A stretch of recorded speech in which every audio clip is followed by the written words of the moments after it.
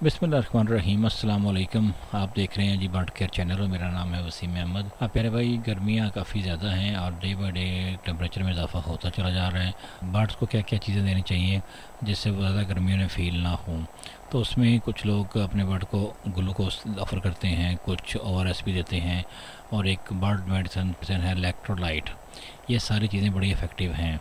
इसके साथ साथ एक देसी टोटका जो मुझे मालूम हुआ और मैंने अपने बर्ड्स पे उसको इम्प्लीमेंट किया, उसके बाद आपसे शेयर करने लगा था, तो मैंने कहा क्यों ना आपसे वो बात शेयर की जाए। वो है जी देसी टोटका है, और वो है एक फूल जिसको पानी में डिप करने से बड़ा असर होता है, और उस फूल का नाम है जी नीलोफर का फूल।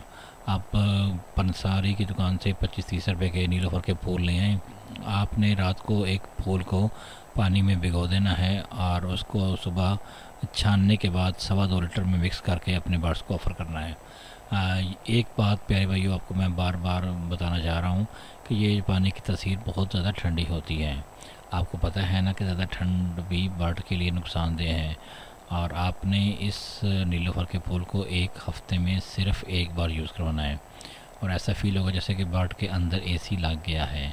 वो पर फुलाना और मुंह खोल के सांस लेना छोड़ देंगे। तो अपने बर्ड का ख्याल रखें।